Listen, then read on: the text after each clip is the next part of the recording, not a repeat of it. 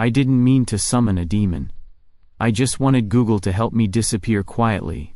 It started with an insomnia-fueled spiral, and ended with a pizza box balanced on the windowsill, half open, its crust curling like it was embarrassed to be part of my evening. The cheese had gone stiff. The pineapple was judgmental. So was I. I sat on the floor beside my unmade couch, the glow of my laptop casting ghost light across the room. There were clothes on the lamp. Bills in the toaster. I hadn't left the apartment in 2 days. My fingers hovered over the keyboard. I'd already Googled all the usual: how to fake your death, jobs that require no human interaction, can you sell your soul if you're not religious? That last one had led me here. A forum. No comments. Just a dark screen and a single white box pulsing like a heartbeat. It said, "Describe your request. Be specific. No refunds." My lips curled. I typed without thinking. I want someone to ruin my life properly, like tear it all down, make it irreversible. I hit enter. The screen glitched. Then it blinked, once. Then again. And then. Someone was standing in my apartment. I froze. He wasn't there. And then he was. No dramatic flame. No smoke. Just a shift in the air, like something had been edited out of reality, and overwritten with a new line of code. He stood in front of my kitchen counter. Tall, composed, dressed like a funeral you'd almost want to attend. Black suit. Black gloves. Pale skin with a porcelain quality that didn't quite feel human. His hair was jet black, swept neatly back, but not a strand moved. And his eyes... God, his eyes were silver. Not gray. Silver. He glanced around the room, not judgmental, just curious. Then he looked at me. "Are you the one who submitted the request?" he asked, voice calm and low, like silk wrapped around a dagger. I blinked. Okay. Wow. This is elaborate. He didn't smile. "I'm not joking," I said, hands raising. "Is this one of those immersive theater things, like those murder mystery companies?" You clicked Find Executor. You summoned me. I let out a short, strangled laugh. Executor? Dude, I thought that was just a... Wait, are you saying you're a demon? Technically, he replied, but I prefer contract agent. Right. Because demon has bad PR. No reaction. Not even a blink. He was so still, it was like reality had pressed pause on him. "So," I said, slowly pushing myself up to a standing position. "What? You're gonna offer me 3 wishes? Do I sign in blood? Is there a fire and brimstone clause I should know about?" "You requested destruction," he said simply. "And I am here to oversee it." I snorted. "Destruction of what? My dignity? Newsflash, buddy. That ship sailed when I cried in the HR bathroom eating trail mix." He stepped closer. I didn't hear his feet on the floor. His movements were wrong in a way I couldn't name. Too smooth, too silent, like animation without sound design. He stood less than a foot away now. "You asked for your life to be ruined," he said, soft but clear. "But from where I'm standing, you already did that yourself." The words hit like a punch. No anger, no venom. Just the truth, delivered clinically. I looked away. My mouth felt dry. "So what now?" I muttered. "You snap your fingers and I wake up in a ditch?" "No." His voice lowered. "I stay. And I watch." I looked back up at him. His face was expressionless. Impossibly beautiful. Unsettlingly blank. Like someone had modeled the idea of man but left out the soul. "You watch me, what?" I asked. "Collapse," he said. "Spiral. Destroy everything left." I stared at him for a moment. Then I walked to the kitchen and pulled out a second mug. "Fine," I said. "But if you're going to watch, you make your own damn tea." Behind me, I swear I heard him exhale. Just once. Like a breath he wasn't supposed to take. By the time I woke up the next morning, the demon was already making tea. I stared at him from the hallway, bleary-eyed and barefoot, wearing a shirt that had definitely seen better days, and a hole that could legally qualify as a window. The sunlight filtering through my broken blinds hit the chaos of my living room with all the subtlety of a police raid. And there he was. standing in the kitchen like he owned it. Black suit, gloves still on. Stirring a spoon in a mug like this was a cozy weekend at a minimalist Airbnb. "You don't sleep?" I croaked, scratching my neck. Rael looked over his shoulder. "I don't need to." "Of course you don't," I muttered, shuffling past him to the fridge and finding it empty except for expired yogurt and emotional baggage. He slid the tea across the counter toward me without a word. I stared at it. "Thanks. But you really don't have to." "You didn't ask for kindness," he said. "But you also didn't specify cruelty." I narrowed my eyes. "Are you seriously going to hang around all day?" "That is the agreement." "What agreement?" I clicked a button. "And I arrived." His tone was maddeningly calm. "Now I stay. To observe the collapse. Cause and effect. That's how it works." I took a sip of the tea. Damn it, it was perfect. And flopped into the chair opposite him. "So, what? You'll just be here? In my apartment, every day?" Rael tilted his head, like the concept of days was vaguely offensive. "I'll remain," he said, "until your self-destruction is complete." "Oh, terrific," I groaned. "Welcome to the slowest breakdown in demon history." I tried to pretend life was normal after that. I really did. Logged in for work. Ignored 3 messages from my manager. Half wrote some campaign copy about shampoo that brings back your sparkle. I, for one, had never had sparkle. I intentionally sent the wrong version of a file to a high-profile client, fully expecting chaos. 10 minutes later, the client emailed back raving that the poetic phrasing gave their brand a more soulful edge. I blinked. I went back to check the document. Rael had edited 1 word. Just 1. "Did you?"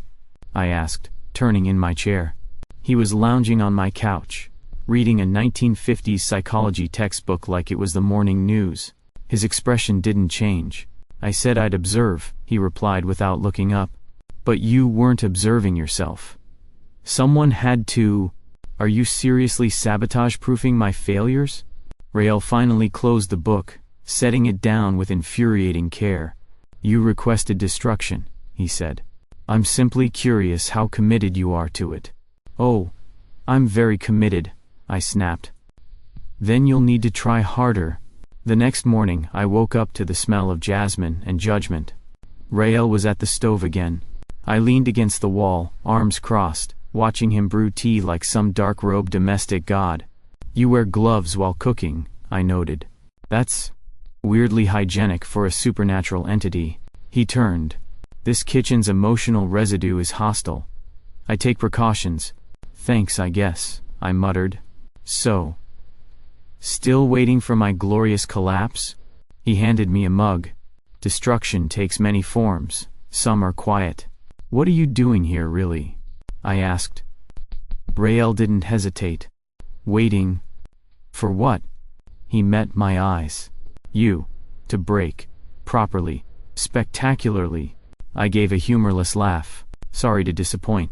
I don't do fireworks. Just slow decay and passive-aggressive Google Docs." Rael watched me sip the tea, his expression unreadable. "You're already unraveling," he said. "But you do it inefficiently. Thanks for the performance review." He gave a small nod, like he was noting it in some eternal ledger. Later that day, I got a Slack message from Mina, my colleague. "Mina, 9:16 a.m. Hey, I liked your shampoo line. You okay though? You've been a bit ghosty." I stared at it, unsure what emotion to pick. Me, 9:18 a.m., just reinventing myself one minor existential crisis at a time. Mina, 9:19 a.m., lol. "Want coffee later? My treat?" I hesitated. Rael was sitting beside the window again, silently watching the street like it had wronged him in a past life. "Why are you still here?" I asked. He didn't look at me. "Because you are." "That's not an answer." "That's the answer," he said. There was something in his voice. Not warmth. Not care. Something patient, like the stillness before a landslide. I didn't like how that made me feel, like I was starting to care what he thought. Like I wanted to win an argument with someone who wasn't even supposed to feel. And for some reason, that was more terrifying than any pact or curse. Mondays in my office were like hangovers wrapped in fluorescent light. The buzz of keyboards, the shrill cry of the coffee machine, the way no one made eye contact unless they absolutely had to. It was a ritual in corporate purgatory. I sat in my cubicle, staring at the presentation I'd intentionally ruined. At least I'd tried to ruin it. I'd used Comic Sans in 3 places, misspelled the client's name once, and added a quote from Nietzsche about staring into the abyss on slide 7. It was supposed to be a career-ending grenade. Instead, brilliant use of existentialism, the client had written in the feedback thread. Very postmodern. And the font choice? Unexpected but bold. I'd stared at the screen for a solid minute, wondering if I was being punked. Then I heard it. A throat clearing behind me. Rael stood just outside the cubicle wall, arms folded, posture perfectly still. "You edited the slides," I hissed. "I improved them," he replied flatly. "That was intentional sabotage." "You succeeded," he said, "in drawing attention. That's the first step to relevance."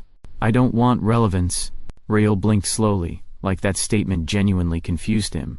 Then he turned and walked away, silent as ever. I swore under my breath. Loudly. Around noon, Mina popped her head over the divider. She wore a scarf with little ducks on it, and her bangs were uneven in a charmingly chaotic way. She had that odd, calm energy like she collected moss or brewed kombucha on weekends. "Hey, existential crisis boy," she said with a smile. "Nice work on the deck. Weird vibes but weirdly good." "Was going for accidental genius," I muttered. "Well, nailed it." "You good?" "Peachy," I lied. She tilted her head. "You know, you've been acting different lately. Not worse, just less like you're one bad email away from combusting." That was disturbingly accurate. I shrugged. "Trying a new thing. It's called surviving without enthusiasm." Mina grinned. "Wanna grab coffee after work? I promise not to psychoanalyze you too hard." I don't know. I glanced over my shoulder, then immediately regretted it. Rael was standing by the office ficus, reading a newspaper. From 1964. How did he even get that? "A thing," I finished lamely. Mina raised an eyebrow. "A thing, or a please don't ask me about my depression thing?" "Bit of both?" She laughed. "No pressure. Offers open." Then she walked off, humming something that sounded like a theme from a cooking show. I went to the cafe anyway. I didn't know why. Maybe I just wanted proof I still had a choice. That Rael wasn't rewriting my life, just watching it. The place was cozy, wood and brick and fairy lights strung up in the corners like someone's Pinterest board had exploded in real life. I picked the corner table, faced the wall, tried not to feel like I was being watched. Then I heard the soft rustle of paper, and smelled bergamot. I turned. Rael sat at the next table. Immaculate suit. Gloves. A cup of tea in front of him, untouched. And yes, that damn vintage newspaper again, folded neatly. He didn't look up. "Oh, come on," I said. A couple nearby turned to stare. I lowered my voice. "Why are you here?" Rael flipped a page. I sensed instability. "I came to observe. You stalked me. I followed the trajectory of your choices." "That's not even..." I took a breath. "Stop fixing things." Rael raised one eyebrow, finally meeting my eyes. "I haven't interfered," he said. "Your choices bring results. I merely reflect them." "Oh, really? Then stop reflecting," I snapped. "Just stand still and be the void I signed up for." There was a pause, a long one. "You don't want destruction," he said softly. "You want permission." That hit harder than I wanted it to. I stood, knocking my chair slightly, and tossed a 10 on the table. My hands were shaking. "You're not helping," I muttered. "You're just a mirror with good posture." I left before I could say something worse. Or cry, or ask him to stay. Back in my apartment that night, I sat on the couch with the lights off, listening to the sound of the kettle boiling. Rael didn't speak. He sat in the armchair, his presence heavy and unreadable. Finally, I broke the silence. "I didn't ask for improvement," I said. No, he agreed. You asked for destruction, but somehow, I keep showing up. Rael turned his head toward me, slow and deliberate. Destruction, he said, is not always the opposite of creation. Sometimes it's the beginning of it. I stared at him. At his perfect composure, his stillness. I hated how he made me feel, like I could be more, like I wanted to be. I wasn't planning to open the closet. I just wanted to find a screwdriver to fix the cabinet door Rael kept staring at like it had personally offended him. But once the light flickered on and I saw the box, the old taped-up one shoved behind a stack of winter coats, I stopped moving. It had my dad's handwriting on the top flap, just his name, just that. I dropped to my knees before I even realized I'd decided to. The cardboard groaned like it knew it was being disturbed too late, too deeply. Dust bloomed in the air as I pulled off the lid, coughing as the scent hit me. Old paper, dried glue, the faintest trace of my childhood home. Inside, photos, receipts, a broken watch, letters. One envelope had my name on it, my actual name, handwritten in that shaky, all-caps way he used in the last year before the cancer took his grip. I held it for a long time. Then, I opened it.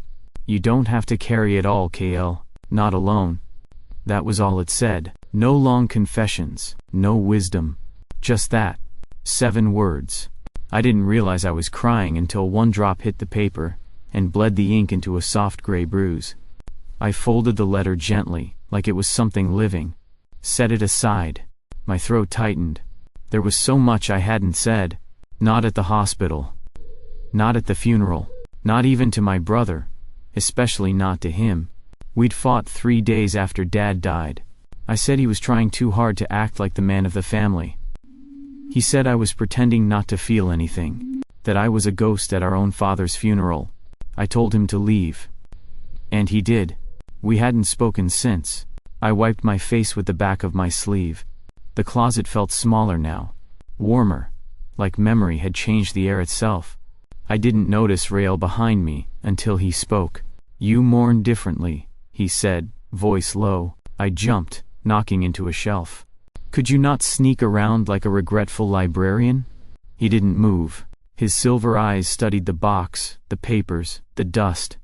This space is sacred, he said quietly. You carry pieces of yourself here. Yeah, well, I'm not exactly curating a museum. No, he agreed. But you are preserving your wounds. I didn't have the strength to argue. I sat back against the wall, pulling my knees to my chest. Rael stood in silence for a long time. Then, his voice softened. Pain doesn't make you broken, he said. It just makes you real. I looked at him. That was different, not detached, not clinical, almost human. Did you read that in a fortune cookie? I muttered. Voice hoarse. His lips twitched, almost a smile. But not quite. I watched him for a moment. The lines of his face were too perfect. But something was shifting.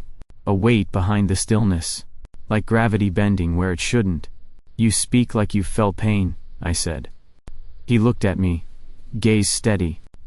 I have, but you're a demon. I wasn't always... I blinked. Come again? Rael took a step closer, but slowly, not looming, not threatening. Almost cautiously. This contract you made, he said, wasn't the first. I stared at him. What? We've met before, Kael. I shook my head. No. I'd remember. You don't want to remember. Silence fell like snow. He crouched beside me, leveling his eyes with mine. For once, he didn't look like something ancient and cold. He looked tired. In a life before this, he said, you called me, just like now. But that time, you let go. You chose life. I wanted to laugh. I wanted to scream. Instead, I whispered, why me? Because your soul remembers the shape of mine, he said. Even when your mind forgets. My breath caught. The world tilted just slightly, like something beneath it had shifted.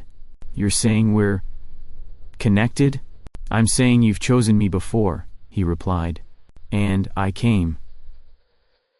Even though I wasn't supposed to. Demons don't get to choose, right? No. He stood, slowly. But I did. My chest felt too tight. I stared at the letter in my hands. 7 words. 1,000 feelings. I didn't know what this was. Fate, delusion, magic, madness. But I knew one thing. Rael wasn't just here because I clicked something. He was here because something in me had called him again. And maybe, just maybe, some part of me didn't want to be destroyed. The storm started around midnight. One of those heavy, slow-building ones that rolls in with thick clouds and static in the walls. Rain lashed against the windows like it had something personal to prove. The lights flickered twice, then gave up entirely. I lay on the couch staring at the ceiling, fully awake, my thoughts running in loops I couldn't shut off. Eventually, I gave up. The kitchen was lit only by a single candle, thin and trembling. I don't remember lighting it. But I wasn't surprised to see Rael there, already moving in the glow like he'd been waiting for me. He stood barefoot this time, coat removed, sleeves rolled just slightly. There was a glass teapot on the stove, steaming gently. Something fragrant filled the air, floral but sharper, like lavender mixed with something older. I couldn't sleep, I said quietly. I know, he replied, not turning. What is that? I nodded to the pot. Lithari, he said. The petals bloom only in twilight, between hours that don't exist anymore. I blinked. That's not from here, is it? No, he said simply. But it remembers here. Of course it does. He poured the tea into 2 small cups, sliding one across the counter toward me. The porcelain was warm beneath my fingers. I took a sip. It didn't taste like anything I knew. It tasted like being seen. Okay, I whispered. You win. That's ridiculous tea. Rael finally looked at me. Candlelight moved across his features like it had a personal relationship with his cheekbones. You're quieter than usual, he said. I hesitated. I've been thinking. That's dangerous. I almost smiled. Do you ever stop watching me? No, he said. And it wasn't a joke. I think I'm afraid, I admitted. He tilted his head. Not of you, I added quickly. Just of being nothing. Rael didn't speak right away. He sat across from me, his posture always too perfect, too still, like a painting that might breathe if you stared long enough. Most people are, he said at last. I mean it, I murmured. What if everything I do, everything I am, is just filler, noise? What if I vanish and nothing changes? Rael's gaze darkened, not with cruelty, but with weight. Do you know what demons are, Kael? He asked. I blinked. Besides terrifying, we are what's left, he said. When a soul fractures past repair, when someone breaks so completely they become unrecognizable, and something still lingers. I swallowed. You were human once. He nodded. Long ago, I was given a choice, fade, or become something useful to others' endings. I looked at him. At the curve of his mouth, the soft line of his jaw, so perfectly carved it almost felt unreal. Do you remember it? I asked. Who you were? Sometimes, he said. In dreams I no longer have. We sat in silence for a long time. The candle trembled. Rain hammered the glass behind us. Why did you come? I asked finally, this time. To me. You called me. Not on purpose. Rael's voice softened. You didn't have to. I was already listening. That did something to my chest. Cracked it a little. I reached out, fingers brushing the edge of his glove. He flinched. I froze. Sorry. Rael stared at my hand. If I allow myself to feel, I unravel. But if you don't, I whispered, we both disappear. He met my eyes then. And for the first time, I saw it. The fear, not the elegant kind that fits in poems. The real kind. The human kind. I wasn't supposed to care, he said, voice raw. You were supposed to fall. I was supposed to watch. You still can, I offered. I don't want to. That undid me more than any ritual or contract ever could. I leaned in, slow, not to kiss him. Just to be closer. To be with him. He didn't move away this time. But he didn't lean in either. Instead, he whispered, "If I stay, I may not survive what that means." I smiled, barely. "Then, we'll fall together. And figure it out after." The candle flickered violently, casting shadows that danced like memories. And still, he stayed. The apartment looked different. Not because we bought new furniture. I still couldn't commit to replacing the beanbag chair with questionable stitching. But because light started creeping in where it hadn't dared before. I was opening windows, watering plants, laughing. It had been a week since the storm and the tea and the almost touch. A week since I told Rael, "We'll figure it out after." And somehow, we were. I cleaned out the closet, finally throwing away boxes I hadn't opened since my parents died. I started sleeping more than 4 hours a night. I cooked something that didn't involve a microwave or a discount app. I wrote. Not ads, not client pitches, a story. It didn't have an ending yet, but it had a voice. Mine. Then, my brother called. I stared at the screen like it was a ghost.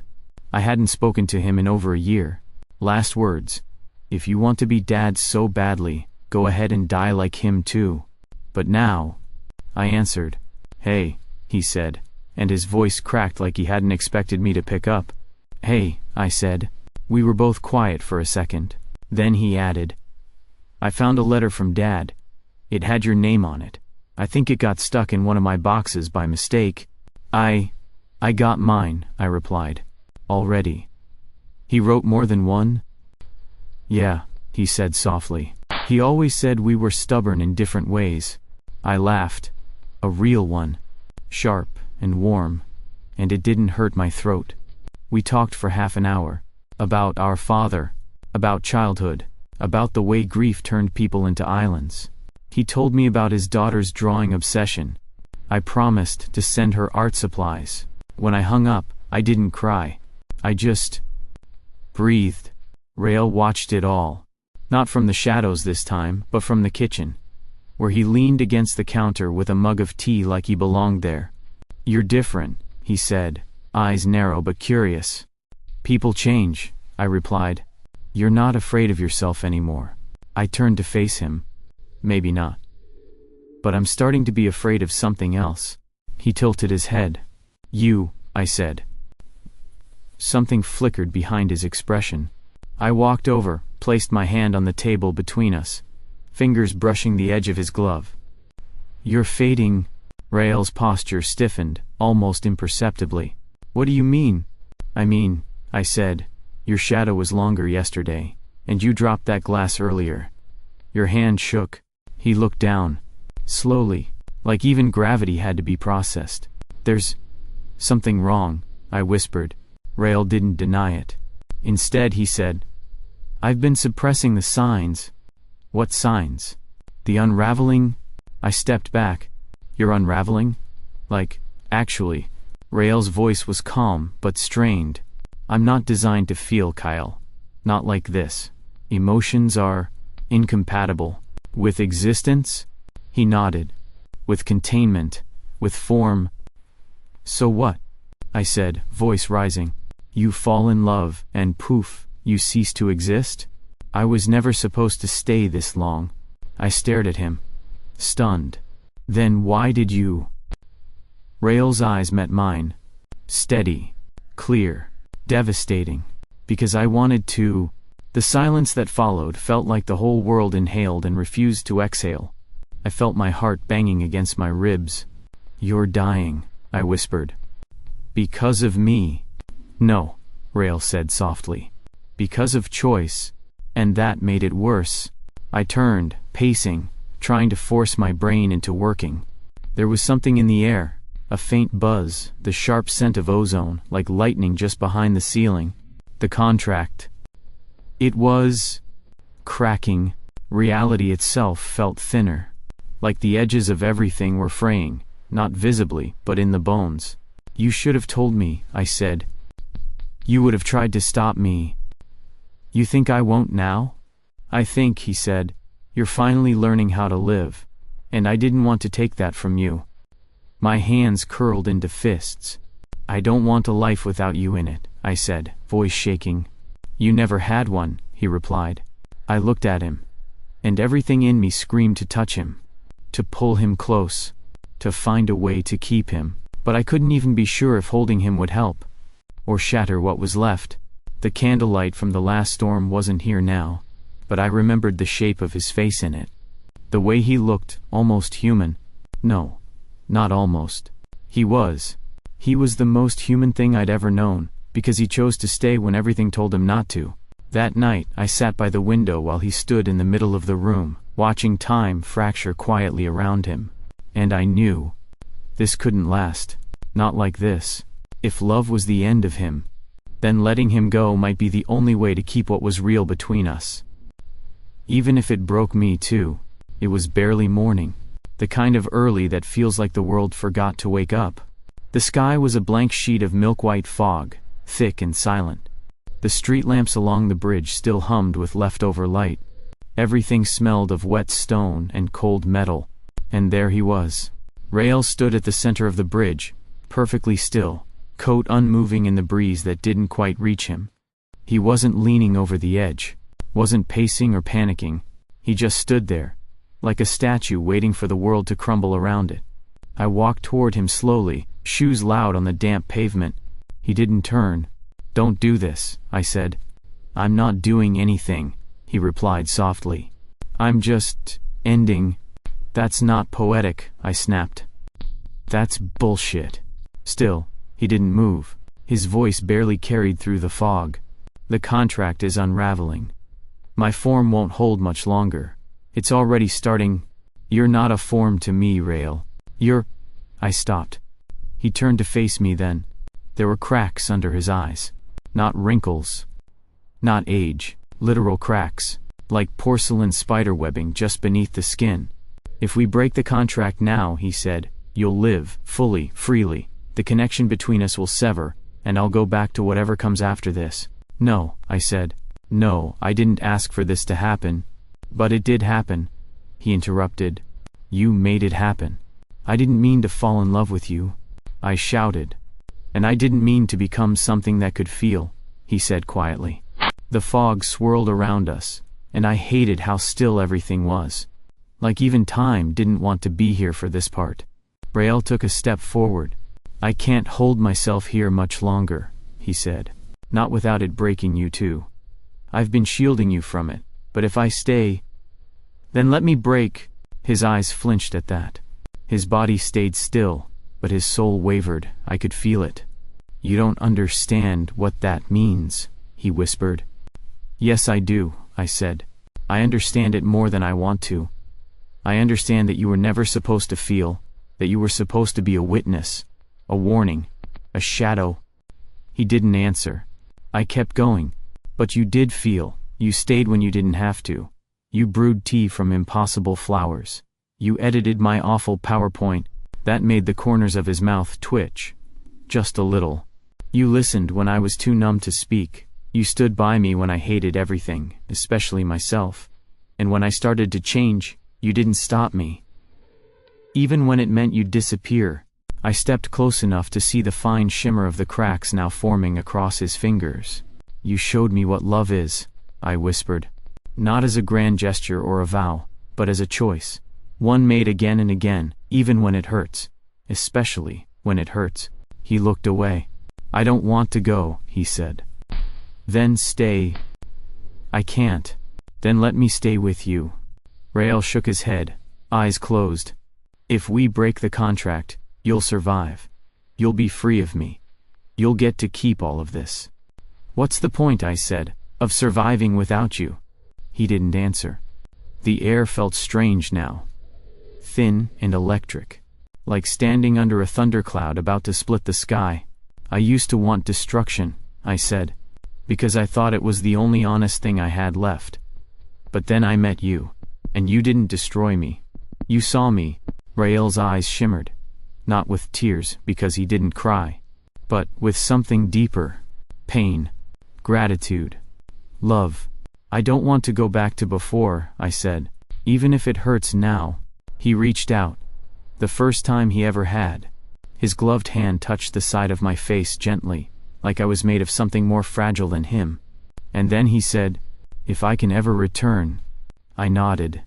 "I'll be here," I whispered. "No contract, no bargains. Just me." His hand lingered one more second.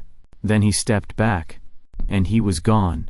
No sound, no light, no dramatic burst of flame. Just absence, and the echo of something sacred, torn gently away. I stood on that bridge for a long time. Hands cold, chest burning. But I didn't fall apart.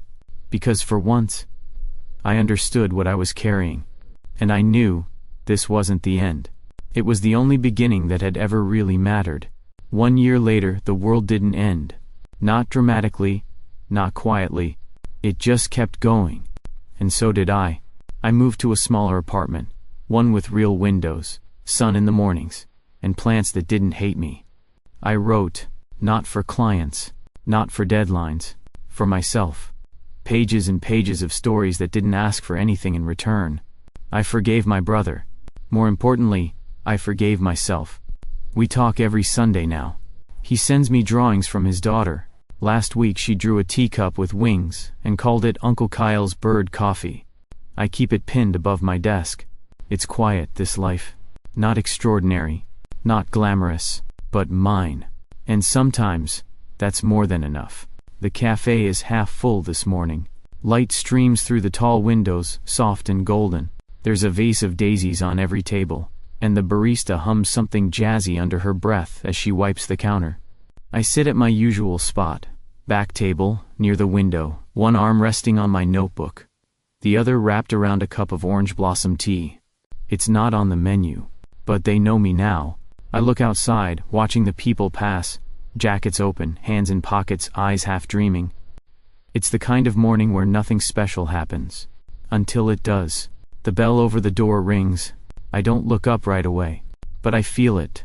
Not magic. Not fear. Just presence. Steady. Familiar. Warm in a way I didn't realize I'd memorized. I glance toward the entrance. And there he is. No shadow trailing behind him. No fog curling at his feet. Just a man in a long dark coat, gray scarf wrapped loosely at the neck, his eyes the same impossible silver I'd spent a year trying to forget and never truly could. He breathes. That's the first thing I notice. He breathes. Slow. Natural. Human. He sees me. Walks over. Doesn't rush. Doesn't hesitate. I don't move. I don't blink. I don't even try to understand how. He sits across from me, smooth and silent, folding his hands on the table like we'd never left it. Then he says with a hint of something just barely resembling a smile, "You still order the orange tea?" My throat tightens. "You still show up unannounced," I reply. He glances around. "You chose a brighter cafe this time." "Turns out I like sunlight," I say. "Turns out," he echoes softly. I take a shaky breath. "How?" Rael looks down at his hands, then back at me. "I didn't survive as I was," he says. "But something in me remained. Something willing. Willing to what?" "To return." I stare at him. "You're not—" "No," he interrupts. "Not a demon. Not anymore. Not exactly. But not just human either," I whisper. He doesn't answer. He doesn't have to. He's here. He chose to be here. That's all I need to know. We sit in silence for a long while. Not uncomfortable. Not waiting. Just being. Like we've done this 1,000 times in lives we almost remembered. Then I say, "You didn't have to come back." And he replies, voice soft, clear, certain, "I didn't come back for the contract. I came back for you." I nod once. No big speeches. No tears. Just two people, not a man and a demon. Not broken things. Not ghosts of bargains past. Just Kael and Rael. Choosing. Again. And again. And again. Outside, the world keeps moving. Inside, we finally don't have to.